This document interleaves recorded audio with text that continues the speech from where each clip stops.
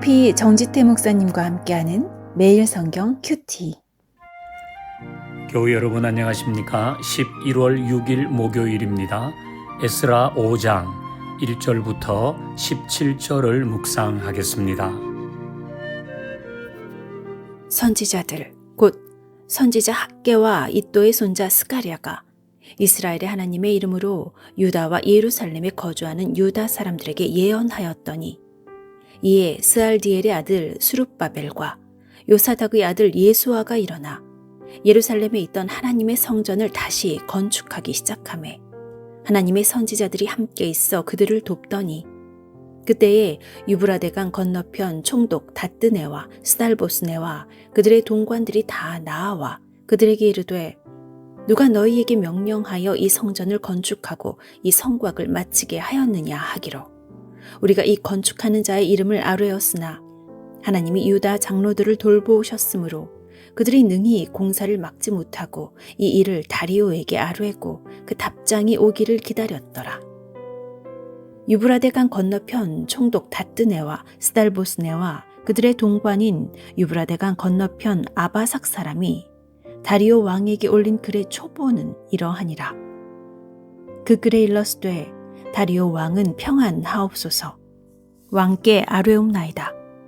우리가 유다 도에 가서 지극히 크신 하나님의 성전에 나아가 본즉 성전을 큰 돌로 세우며 벽에 나무를 얹고 부지런히 일하므로 공사가 그 손에서 형통하옵기에 우리가 그 장로들에게 물어보기를 누가 너희에게 명령하여 이 성전을 건축하고 이 성곽을 마치라고 하였느냐 하고 우리가 또 그 우두머리들의 이름을 적어 왕에게 아뢰고자 하여 그들의 이름을 물은즉 그들이 우리에게 대답하여 이르기를 우리는 천지의 하나님의 종이라 예전에 건축되었던 성전을 우리가 다시 건축하노라.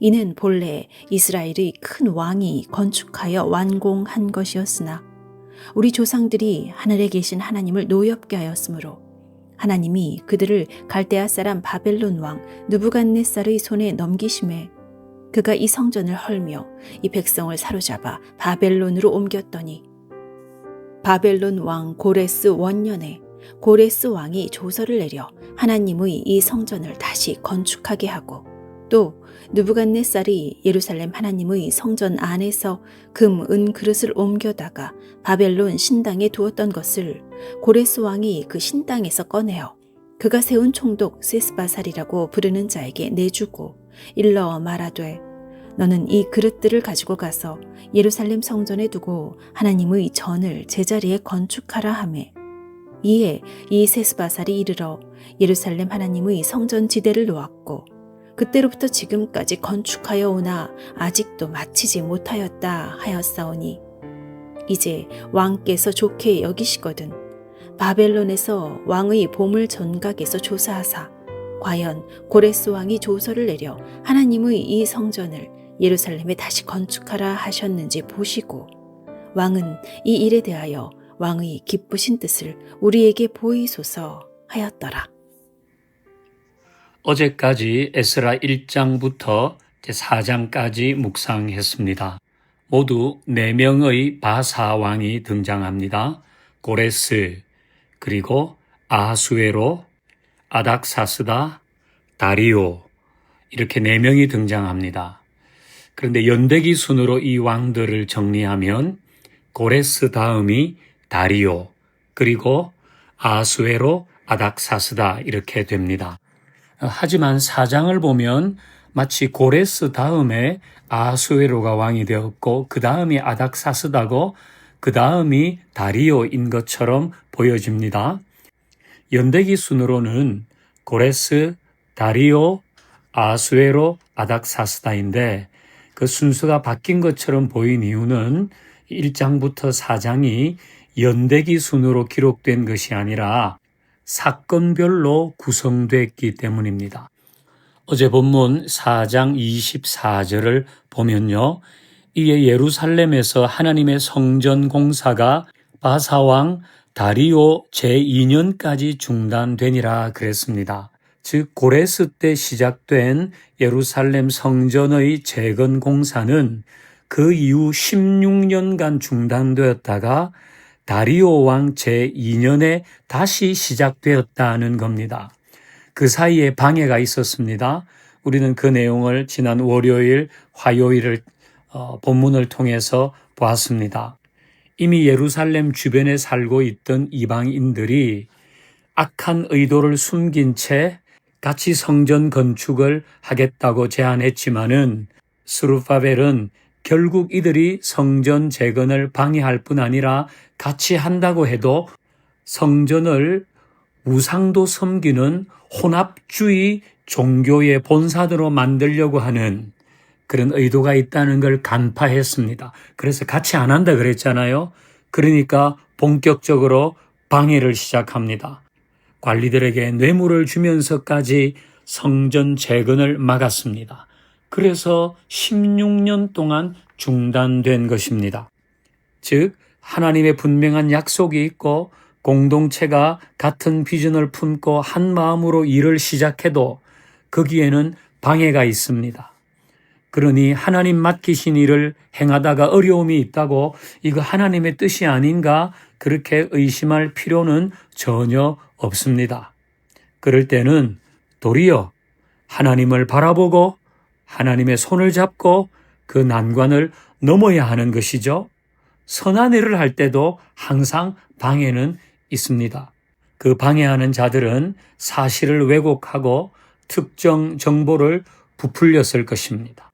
여러분, 거짓은 생각보다 힘이 있습니다. 왜곡된 사실, 과장된 정보, 그런 것들을 잘 분별할 수 있도록 우리는 기도해야 할 것입니다. 오늘 본문은 그렇게 16년 동안 성전 재건이 멈추어졌다가 다시 시작되는 부분입니다. 하나님은 하나님의 일을 계속하시죠. 1절 보면 선지자 학개와 스가랴가 나옵니다. 학개와 스가랴는 성전 재건을 격려했습니다. 그래서 다시 시작되었죠. 지난 16년간 악한 의도를 가진 자들이 적극적으로 방해하고 모함했지만은 그걸 넘어선 겁니다. 그런데 이번에는 다른 어려움이 생겼네요. 3절을 봅니다. 그때 유브라데 강 건너편 총독 다뜨네와 스달보스네와 그들의 동관들이 다 나와 그들에게 이르되 누가 너희에게 명령하여 이 성전을 건축하고 이 성곽을 마치게 하였느냐 하기로. 이것은 이제 합법적인 테두리 안에서 추궁을 해오는 것입니다. 이전에 16년간 중단되었을 때는 그 예루살렘 주변에 살던 이방인들의 모함이었는데 지금은 바사의 총독이 그 지역을 관할하는 총독이 와서 왜 이 일을 하고 있느냐고 법적으로 따져 묻고 있는 것입니다. 이 자체만으로도 성전 재건에 대해서 다시 위협을 느낄 만한 일입니다. 자, 이때에 11절부터 유다 장로들이 대답을 합니다. 13절 보죠. 바벨론 왕 고레스 원년에 고레스 왕이 조서를 내려서 이 성전을 다시 건축하게 했다. 이것이 사사롭게 우리 마음대로 한 것이 아니라 고레스 왕 때 조서를 내려서 이루어진 일이라는 것을 밝히고 있습니다. 이제 이 일이 어떻게 되는지는 내일 본문을 통해서 알 수 있을 겁니다. 오늘 우리가 본문을 통해서 받아야 할 교훈은 이것입니다. 우리가 선한 일에 앞장서서 수고할 때에 때로는 적극적인 방해와 모함이 있을 수도 있고 이게 16년간 중단된 이유였습니다. 또 때로는 지금 총독이 방문한 것 같은 합법적인 테두리 안에서 오는 어려움을 만날 수도 있다는 것입니다. 하지만 하나님의 돌보심이 그것들보다 크고 확실하게 우리를 감싸고 있다는 것을 신뢰하십시다. 그 신뢰에 하나님은 응답하실 것입니다. 하나님이 어떻게 응답하셨는지 우리 내일 본문을 통해서 함께 묵상하십시다. 하나님 감사합니다. 다시 시작하는 일에 합법적인 테두리 안에서 오는 어려움이 있었습니다. 우리는 그 모든 것들도 주를 신뢰하며 잘 이겨내게 하시고 하나님께서 우리를 돕는 자 중에 계시다는 사실을 잊지 않게 하옵소서. 예수님의 이름으로 기도하옵나이다. 아멘. 목요일 선한 일에 참여하는 교회를 위한 기도. 가을 캠페인을 통해 다시 한번 전도 대상자를 찾아갑니다. 모두의 마음을 열어주셔서 복음을 전할 기회와 들을 기회가 되게 하옵소서. 전도소 그룹이 함께 전도 대상자를 위하여 기도하고 접촉하여 복음 전하는 일에 마음을 모으게 하옵소서. 올해 위드조이로 우리가 섬길 곳이 연결되어 성탄의 기쁨을 나눌 수 있게 하옵소서. 부르심 앞에 설 때 주님 편에 서도록 오 주여 날 붙드소서. 자기를 내어주신 그 사랑 의지하여 주님 기뻐 받으신 믿음의 고백 드리리. 나의 기쁨과 평안 주님 앞에 내려놓고 순종으로 생명 주신